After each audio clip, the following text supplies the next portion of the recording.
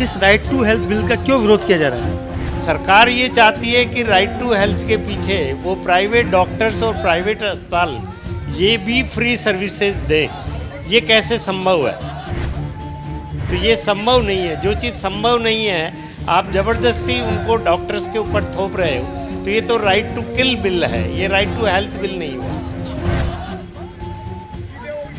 तो right to health की तो ज़रूरत ही नहीं थी कि सरकार ने ऑलरेडी चिरंजीवी योजना के अंदर जो पैकेजेस बना रखे हैं, जो कैपिंग ट्रीटमेंट की जो कैपिंग कर रखी है वो इतने कम हैं, इतने कम पैकेजेस हैं कि उसमें किसी आदमी का 5 लाख ही पूरा नहीं होता है, 10 लाख ही पूरा नहीं होता है। तो 25 लाख करने का क्या एडवांटेज है? अगर 2-4-5% लोगों के लिए आपने 25 लाख रुपए बढ़ाए हैं तो ये एक तरीके से पूरी जनता को धोखे में रखने वाली बात है। नमस्कार, खास खबर .com के स्टूडियो में आपका स्वागत है। मुख्यमंत्री अशोक गहलोत ने 10 फरवरी को राजस्थान बजट 2023 पेश कर दिया है, जिसमें स्वास्थ्य के क्षेत्र को लेकर महत्वपूर्ण घोषणाएं की गई है। हमारे editor in chief Giriraj Agrawal ji हमारे साथ स्टूडियो में मौजूद है। उनसे जानते हैं कि इस स्वास्थ्य को लेकर मुख्यमंत्री जी ने जो घोषणाएं करी है उसका कितना असर पड़ेगा। देखिए, स्वास्थ्य के क्षेत्र को लेकर के बजट में मुख्यमंत्री जी ने बहुत कई महत्वपूर्ण घोषणाएं की हैं और ये कहा जा सकता है कि इस बजट के माध्यम से मुख्यमंत्री जी ने हर परिवार को, हर वर्ग को छूने का प्रयास किया है। जैसे सबसे बड़ी घोषणा अगर मानी जाए इसमें, तो मुख्यमंत्री चिरंजीवी स्वास्थ्य योजना के तहत अब तक जो 10 लाख रुपए तक के निःशुल्क इलाज की सुविधा थी सरकारी और प्राइवेट अस्पतालों में, उसको बढ़ा करके अब 25 लाख रुपए तक कर दिया गया है। तो इससे एक बहुत बड़ी राहत जो है बड़े वर्ग को मिलेगी। साथ ही इसमें जो डेथ क्लेम था, इस स्कीम के अंदर अभी तक 5 लाख रुपए तक का डेथ क्लेम था, लेकिन अब उन्होंने घोषणा की है कि परिवार में एक से अधिक व्यक्तियों की किन्हीं कारणों से मृत्यु होती है तो उस परिवार को अब 10 लाख रुपए तक का क्लेम दिया जाएगा। इसके अलावा उन्होंने मेडिकल यूनिवर्सिटी बनाने की घोषणा की है। कई जो सामुदायिक अस्पतालों में अस्पताल थे उनको उपजिला अस्पताल बनाने के लिए कहा है। कई जगहों पर उन्होंने एम्बुलेंस देने की भी घोषणा की है ताकि रोगी जल्दी से अस्पताल पहुंच सके। इसके साथ ही उन्होंने यह भी घोषणा की है कि जो 56 तरह की निःशुल्क जांच सुविधाएं थी जो अब तक जिला हेडक्वार्टर पर मिल रही थी, वो अब ब्लॉक लेवल पर यानी सामुदायिक अस्पताल के लेवल पर भी अब शुरू की जाएंगी। तो उससे लोगों को ज़्यादा समय पर लाभ मिलेगा और अच्छी बेहतर स्वास्थ्य सेवाएं मिल पाएंगी। तो कुल मिला के मोटे तौर पे उन्होंने कुछ चिकित्सालय और खोलने की, मेडिकल कॉलेज खोलने की भी उन्होंने घोषणा की है। 3 जगह मेडिकल कॉलेज भी खोलने हैं। तो स्वास्थ्य के क्षेत्र में काफ़ी ध्यान दिया है। और अभी जैसा कि उन्होंने घोषणा की है कि राइट टू हेल्थ विधेयक भी लेकर के आ रहे हैं, हालांकि उस विधेयक का विरोध भी चल रहा है। तो कुल मिला के इसमें हर वर्ग को छूने का प्रयास किया है। हमारे साथ स्टूडियो में डॉक्टर BL जैन जी भी मौजूद है। जैन साहब, मुख्यमंत्री जी ने कल बजट पेश किया था, तो उनका ये कहना था कि जो मुख्यमंत्री चिरंजीवी योजना है पूरे देश में लागू की जानी चाहिए। आप खुद राजस्थान से डॉक्टर हैं, तो इस योजना को कितना खास मानते हैं आप? देखिए, ये मुख्यमंत्री जी ने जो बजट में इस चिरंजीव योजना में लिमिट 10 लाख से बढ़ाकर 25 लाख प्रति मेंबर, प्रति फैमिली कर दी है। अब इसमें बहुत सारी बातों का विशेष ध्यान रखना पड़ता है, क्योंकि हमारे देश के अंदर कोई भी जो भी योजनाएं लागू होती है और जो फ्री सर्विसेज आम पब्लिक को उपलब्ध होती है, उसका मिसयूज़ भी बहुत होता है। पहली बात तो अब एज ए डॉक्टर मैं अगर हमारे प्राइवेट हॉस्पिटल्स और उनसे जो प्रॉब्लम्स हम लोग फेस करते हैं, तो उसमें ये होता है कि जो ज़रूरी बीमारियां हैं, जैसे कि किसी भी व्यक्ति की सर्जरी वगैरह करानी है और उसमें उसका एक लंबा खर्चा होता है, या उसके परिवार का कोई भी सदस्य ICU में अगर एडमिट करना पड़ता है, कोई भी लंबी या अचानक ऐसी इमरजेंसीज उसके परिवार में आती है, तो डेफिनेटली उस परिवार को इस चिरंजीव योजना के द्वारा बहुत लाभ मिलता है। तो इस तरह की योजनाओं के पीछे सरकार की मंशा तो बहुत अच्छी है, किंतु इनको लागू करने के अंदर जो बहुत सारे प्रोस एंड कॉन्स होते हैं, अलग से इनका एक बजट निर्धारित करना चाहिए सरकार को, क्योंकि हमारे बहुत सारे सहकर्मी हैं जो कि प्राइवेट अस्पताल चलाते हैं, उनको समय से इसका पेमेंट भी नहीं मिलता है और बहुत सारे पेमेंट अभी तक पेंडिंग पड़े हुए हैं। तो मैं ये चाहूँगा, मुख्यमंत्री महोदय से मेरी ये गुजारिश है कि वो इस तरह की योजनाओं को लागू करें और उसके लिए एक अलग से बजट निर्धारित करें। डेफिनेटली अगर ये पूरे प्रदेश, पूरे हिंदुस्तान में अगर ये योजनाएं लागू होती है तो गरीब, विशेष तौर से गरीब परिवार को लाभ मिलेगा। लेकिन वहीं राइट टू हेल्थ बिल लाया जा रहा है, जिसके विरोध में प्रदेश के निजी अस्पताल संचालक विरोध प्रदर्शन कर रहे हैं। आखिर इस राइट टू हेल्थ बिल का क्यों विरोध किया जा रहा है? देखिए, राइट टू हेल्थ जो शब्द है ये बहुत अच्छा शब्द है। राइट टू हेल्थ, हर आदमी को अपने हेल्थ का अधिकार है, लेकिन जो असलियत में राइट टू हेल्थ है वो नहीं है।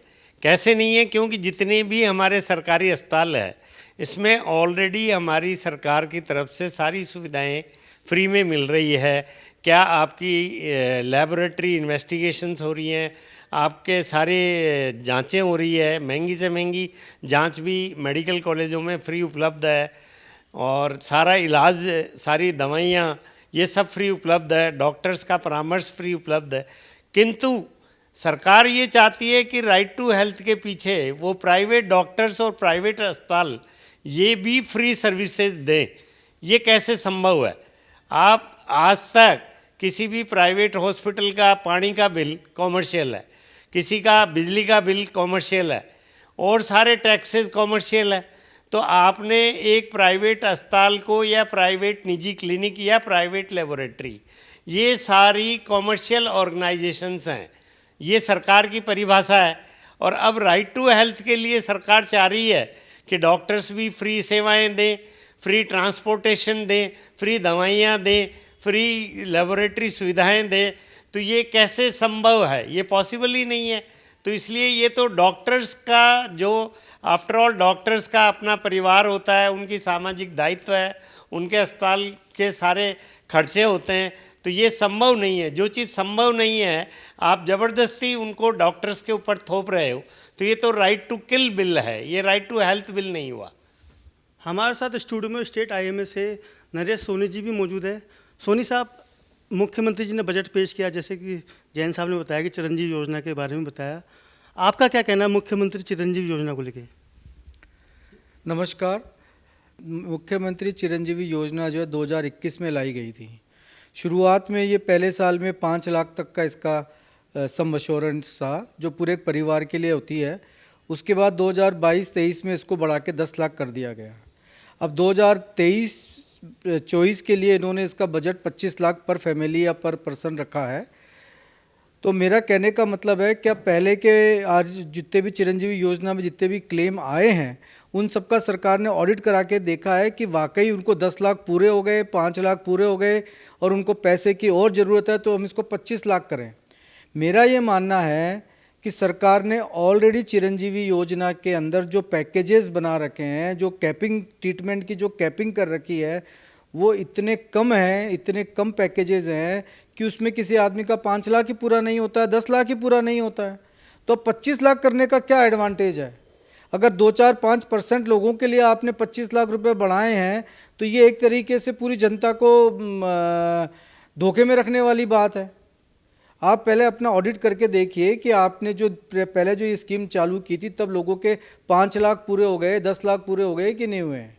क्योंकि इसमें ऑलरेडी बहुत ही कम पैकेजेस हैं। लेकिन मुख्यमंत्री जी बार बार हर सभा में, जनसभा में, विधानसभा में कह रहे कि ये योजना पूरे देश में लागू की जानी चाहिए।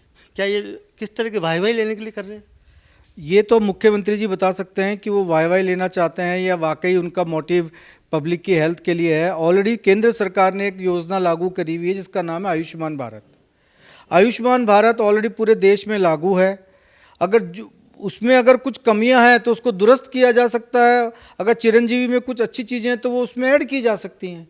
लेकिन कई सारी स्कीमें लाके कन्फ्यूज़न जनता में पैदा करना, मेडिकल प्रोफेशन में कन्फ्यूज़न पैदा करना, डॉक्टरों के अंदर, अस्पतालों के अंदर एक इनसिक्योरिटी की भावना लाना, ये तो कहीं उचित नहीं है। एक राइट टू बिल को लेके, हेल्थ बिल को लेके विरोध हो रहा है। आज शनिवार को पूरे प्रदेश में प्रदर्शन था। आखिर इस बिल का क्यों विरोध हो रहा है? देखिए, ऐसा है कि पहले तो आप नाम सुनिए, राइट टू हेल्थ। जैसे कि right to speak, right to लिखने की आज़ादी, बोलने की आज़ादी, उसी तरीके से इलाज की आज़ादी। तो ये तो जनता के लिए है कि जनता को इलाज का अधिकार है। तो ये तो पहले भी था। पहले कब नहीं था? जनता अपना इलाज कहाँ नहीं करा पाती थी? जिसको अपना इलाज जहाँ जैसे सुविधा होती थी वैसे कराता था। किसी के पास पैसे नहीं है, कोई गरीब है, कोई बीपीएल रेखा के नीचे है, वो सरकारी अस्पतालों में जाके अपना इलाज फ्री में कराते थे। और जो अफोर्ड कर सकते थे वो प्राइवेट अस्पताल में जाके इलाज कराते थे।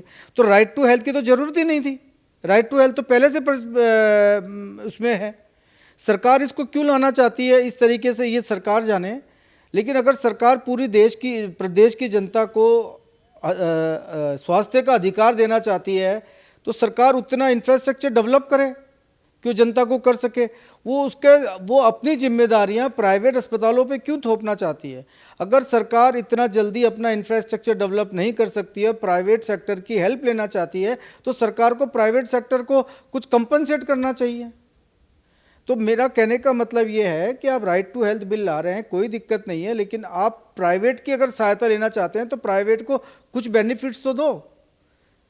बिना प्राइवेट सेक्टर को बेनिफिट नहीं दोगे तो ये राइट टू हेल्थ ना होके ये राइट टू किल हो जाएगा या किल टू प्राइवेट हेल्थ सेक्टर हो जाएगा। वो सस्टेन ही नहीं कर पाएंगे। आज जो हमारे यहाँ state of art world class की जो हेल्थ सर्विसेज हम प्रोवाइड कर रहे हैं कि हमारे यहाँ पे मेडिकल टूरिज्म डेवलप हो रहा है because of all this things.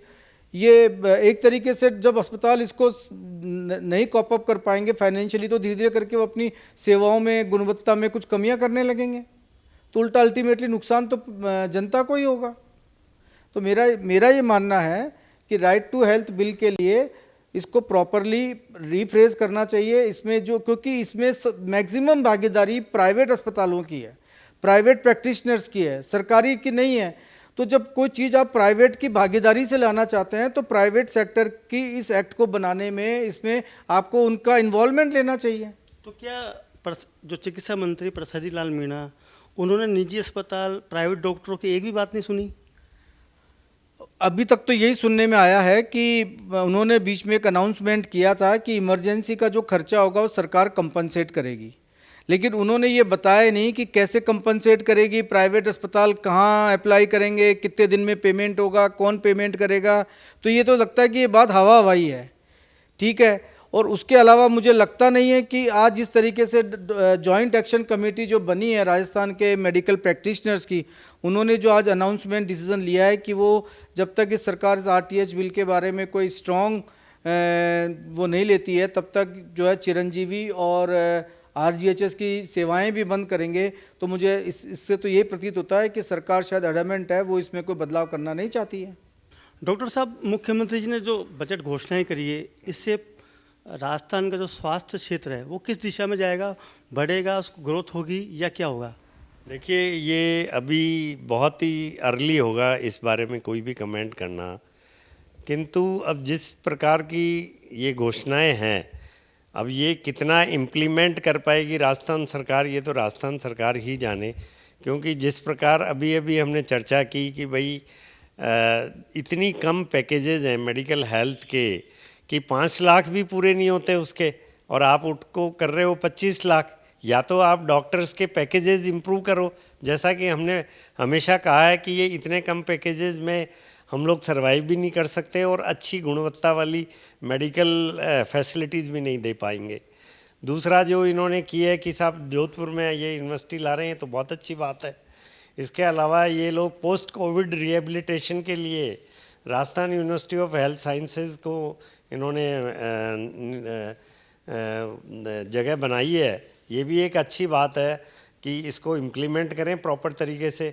और जितने भी इंस्टीट्यूट ऑफ रेस्पिरेटरी डिजीज़ है, जयपुर है, जोधपुर है, कोटा है, इसके अंदर इनकी काउंसलिंग की जाएगी हमारे सुपर स्पेशलिस्ट रेस्पिरेटरी फिजिशियंस के द्वारा। यह भी एक बहुत अच्छी बात है, क्योंकि एक जो लॉन्ग कोविड के पेशेंट्स होते हैं, 2019 से हम सभी कोविड से ग्रस्त हुए और काफ़ी ज़्यादा हमारा नुकसान भी हुआ, जनता भी हमारी काफ़ी लोगों की डेथ हो गई।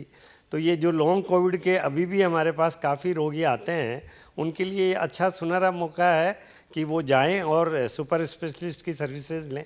सोनी जी, जो बजट में घोषणाएं हुई है, तो जैसा आपने बताया कि मेडिकल टूरिज्म राजस्थान बढ़ रहा है, तो क्या इससे बढ़ेगा मेडिकल टूरिज्म? नहीं नहीं, ये घोषणाएं तो जनता के लिए की गई हैं। ये चुनावी वर्ष है, सबको ही जानता है राजस्थान में ये चुनावी वर्ष है। और जिस तरीके से देखिए, हम इकोनॉमिक पर्सन तो है नहीं, लेकिन जितना थोड़ा बहुत समझते हैं उससे ये लगता है कि चुनावी वर्ष है और एक तरीके से सरकार ने बहुत सारे अनाउंसमेंट कर दिए हैं जनता के लिए। इसमें मुझे लगता है कि जितना भी पैसा बजट का होगा वो इन घोषणाओं को पूरा करने में लग जाएगा और विकास में थोड़ा प्रॉब्लम आ सकता है।